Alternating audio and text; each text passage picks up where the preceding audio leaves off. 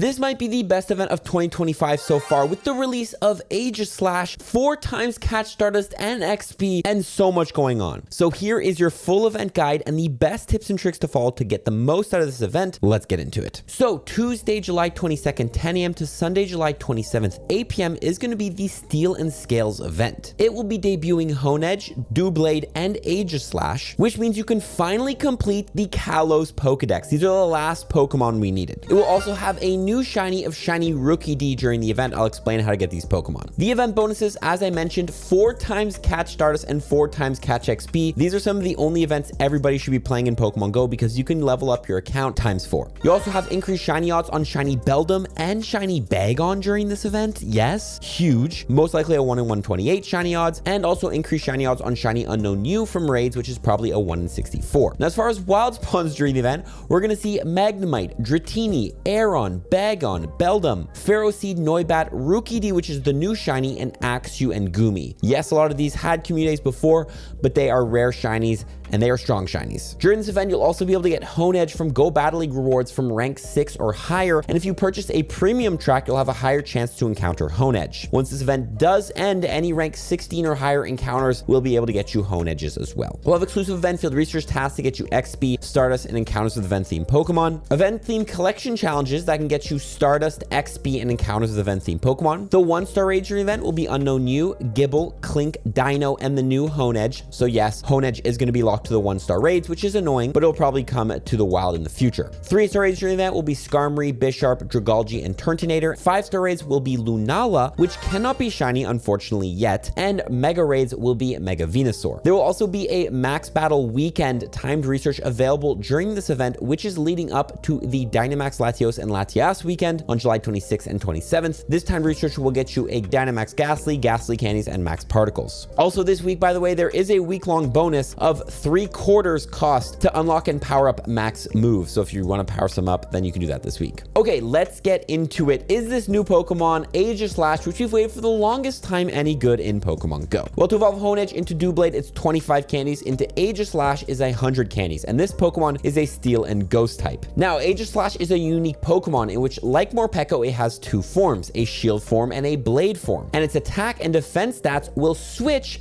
depending on what form it's in. So in the Blade form, Aegislash will have an attack of 272, defense of 97, and stamina of 155. And that will switch in the Shield form, where you'll see an attack of 97, defense of 272, and stamina of 155, switching the attack and defense stats. Both forms have the same moveset, with the fast moves of Psycho Cut, Tackle, and Air Slash, and charge moves of Flash Cannon, Gyro Ball, and Shadow Ball. As far as raids go, Aegislash does not get a good Ghost or Steel type full moveset in Pokemon Go, so it won't be that great. However, if it does get Shadow Claw in the future, this would actually make it the number 10 Ghost type attacker in its sword form. However, it is going to be very glassy, similar to Pheromosa, so it would really never be as good as something like a Giratina Origin or Lunala in raids, because all of its stats go right to the attack. As far as PvP goes, this is where things can get exciting. Originally, Aegislash actually had Fury Cutter, which would have made it a monster, but they removed that, so they gave it Tackle and Air Slash. Even with this nerf, it is still very strong. With Psycho Cut, Shadow Ball, and Flash Cannon against the current Great League meta, it's winning 30, losing 17 matchups. That's very strong. But what makes this Pokemon even more exciting is how it works. Aegislash can change between the Blade and the Shield form during battle. When it uses a charge attack, it will switch into its Blade form, and when it uses a Protect Shield, it will switch into its Shield form, making for some dynamic gameplay. On top of that, based on a leak, while it's in its Shield form, it does 0 fast move damage, meaning that you're going to have much higher defense, but not a lot of damage output. This is all we know about how this Pokemon is going to work, so I'll have to see once it gets released, because its CP technically does change when it changes forms, but this Pokemon should be very interesting for PvP, leading to a lot of new meta strategies. Now, this Pokemon is locked for GBL and raids, meaning it'll have a 10-10-10 IV floor. So to get PvP IVs, you're going to have to trade them with a good friend to get low attack, high defense, high stamina. Overall, Aegislash, an amazing new Pokemon for PvP. If you're into PvP, I'm sure you're excited for this, and you definitely want to grab this Pokemon. Now, Play Pokemon has recently banned Aegislash, meaning people cannot use it in the regional tournaments or at the World Championships later this summer, which I guess makes makes kind of sense. It is a new Pokemon with a new form-changing mechanic, and they want to see how it's going to play out and fix all the bugs before you see it on the world stage. The Kalos Tour is most likely next year as well, which means we could potentially be in the shiny release of this Pokemon soon, and most likely we'll see Honedge released in the wild during that event. Now, Honedge is not the only thing exciting during the event because we have some other amazing wild spawns, to be honest. Starting with Magnemite, which evolves into Magnezone with Volt Switch and Wild Charge. That's the number 17 electric type attacker in Pokemon Go, and the number 9 in its shadow form that you can use the candies for. Dratini is available in Pokemon Go, which you can evolve into Dragonite. With Dragon Tail and Draco Meteor, it's the number 24 Dragon type attacker in Pokemon Go, and Shadow Dragonite being the number 10 Dragon type attacker. Dragonite is also good in PvP, being ranked 186 in the Great League, 187 in the Ultra League, and 32 in the Open Master League. This Pokemon is also good to take down Team Go Rocket Grunts and has an easy catch circle, which is going to be essential for a tip later in this video. Dragonite also might be getting a Mega Form in the upcoming Legends ZA game, so you can prep for it that way. Now, Bagon is spawning in the wild, which can evolve into Salamence. Mega Salamence, the Mega Form of this Pokemon with Dragon Tail and Draco Meteor, is the number 9 Dragon type attacker in Pokemon Go, and regular Salamence with the same moveset being number 19. Shadow Salamence is number 6 as a Dragon type attacker, so good to grind candies for all of these versions of Salamence if you need Dragon attackers. Beldum's appearing in the wild, which evolves into Metagross. Metagross is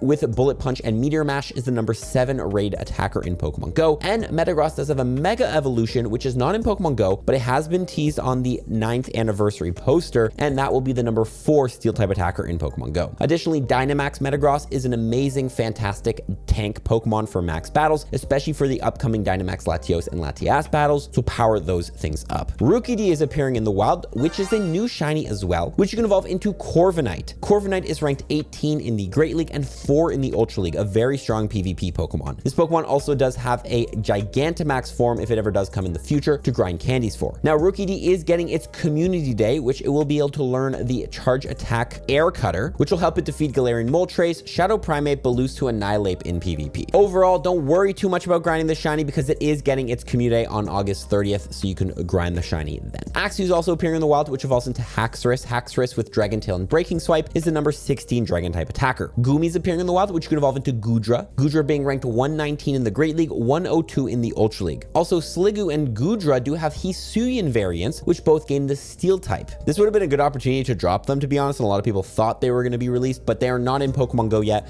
so we'll have to wait and see. But good idea to grind spare Goomy candies in case Hisuian Goodra is very good. Now, as far as raids go, which one should we focus on? Well, for the 1-star raids, the only one I would focus on is going to be Honedge. Grinding candy for that Pokemon is going to be very good, especially for you PvPers. However, Gible and Dino, I would skip in the raids. These have had calm days and they're kind of common Pokemon and are available through other methods like Cliff, for example, and the Research Breakthrough Box. Unknown Mew is also available in the 1-star raids, which will have a shiny boost. Set your shiny rate expectations low for the unknowns. They're usually a cash grab. So unless you really want to catch all the shiny unknowns, this is definitely a way that can just rinse your wallet unless you're using a free pass. Instead, you could focus your raid passes on the 3-star raids if you want, but not all of them are good. Skarmory, Dragalge, decent PvP Pokemon. Turtonator is cool if you want the shiny. Bisharp is in there if you need a good IV King Gambit, but probably focus your raid passes on the 5-star raids, which is Lunala. Lunala has never been in raids before, so it's a good opportunity to grind Cosmog candies for Solgaleos and Lunalas you might have. Lunala is also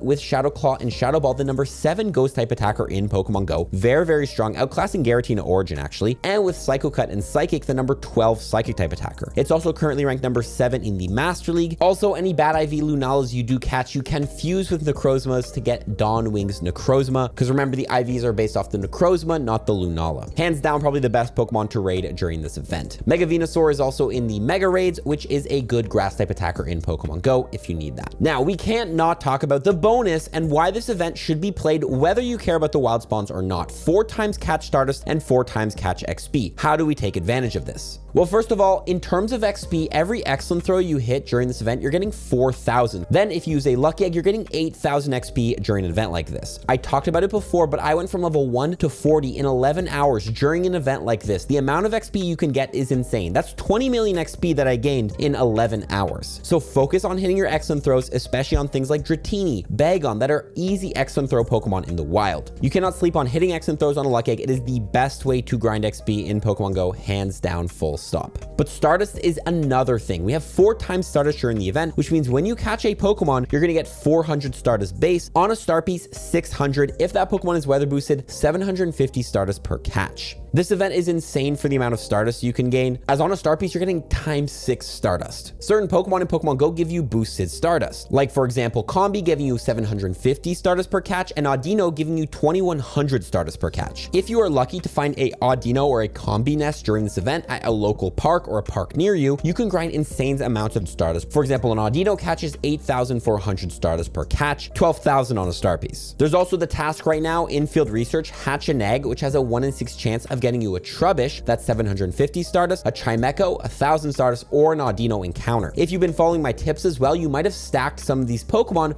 from past events like the Water Festival event, like a Staryu. Catch those Pokemon now on a star piece. That's you're going to get the most amount of gains during an event like this. Finally, I do have to mention the first day of this event is overlapping with the summer concert event from 5 to 8 p.m. your local time, in which off of lures, Audino can spawn. So on the first day of the event, if you're watching this before this event starts, from 5 to 8 p.m., go to the spot where these most amount of Pokestops in your area, drop lures, put on a star piece, and catch Audinos. You're going to be giving 12,000 Stardust for one Audino catch from 5 to 8 p.m. on the first day of this event. It is absolutely insane amounts of Stardust gains. This is why this is one of the best events of the year. The spawns are good and the Stardust gains and XP gains are there. But what is also there is candy gains. There's a lot of good spawns during the event. Make sure you use your Pineapple Berries, which will double your catch candy, and Silver Pineapple Berries, which will multiply your catch candy by 2.34 to get more candies. Also, Mega Evolve a correct Pokemon. When you Mega Evolve a Pokemon, any Pokemon you catch that's the same type as that Mega, you'll get more candy, XP, and XL candy for catching Pokemon. Now, during this event, it is a Dragon and Steel type event. So, Mega Evolve, in my opinion, Mega Latios or Mega Latias during this event, that'll boost all the Dragon type spawns and more catch candy for Lunala in the raids. Any Ghost type Mega is good as well, because that will get you more candies for Lunala and Honedge if you're going to be grinding those, or any Steel type Megas during this event, like Mega Steelix, Mega Aggron, Mega Lucario, all good options to grind more candies for the Steel type Pokemon like Beldum. Overall though, Mega Latios, Latias, that's probably what I would go with. Trading Pokemon is also amazing. Every time you trade away a Pokemon, you'll get 1 candy. If the distance where those 2 Pokemon were caught is between 10 and 100 kilometers, you'll get 2 candies and 25% chance of an XL candy. And if it's 100 kilometers or greater, you'll get 3 candies and a guaranteed XL candy. So any spawns you catch, Beldums, Bagons, Rookie Ds, Honedges, whatever, trade those away with Pokemon that were caught at a distance if you have a friend that has them. That friend can also get them from 7-kilometer eggs, because those are distant caught Pokemon, and work on getting candies by grinding them by trading those Pokemon away. Trade away 100 distance Beldums, that's 100 Beldum XL candies. Also, when you are battling Pokemon at power spots this week, if you do, remember to drop Pokemon into those power spots. Everybody who battles the power spots after you dropped a Pokemon in it, they will get a damage boost, and every time they defeat that power spot, you'll get a candy for the Pokemon you dropped in. So any G-Max Pokemon, rare legendaries, rare Dynamax Pokemon that you want to grind more candies for passively, just drop them into the power spots after the battle. Finally, also Jigglypuff Spotlight Hour is going down on the first day of this event from 6 to 7 p.m. July 22nd, and it'll have the bonus of 2 times transfer candy. So any Pokemon that you've been holding on from past events that you might have a bunch of extras of, tag them all and transfer them between 6 and 7 p.m. to get 2 times candy instead of just 1 candy. Now you need 35 Platinum Medals, go from level 48 to 49 in Pokemon GO. Which ones can we work on during an event like this? Just gonna say it, all the type medals here, things like the Rail Staff medal, this one, the Dragon Tamer medal, really good medal to work on during this event. A lot of raid bosses during the event. Make sure you do 1 raid of each species of raid boss if you've never raided it before, to get a point towards the Rising Star medal. Defeat 150 species of Pokemon in raids. You also might be working on your Battle Legend medal if you do Lunala raids, and your Champion medal if you do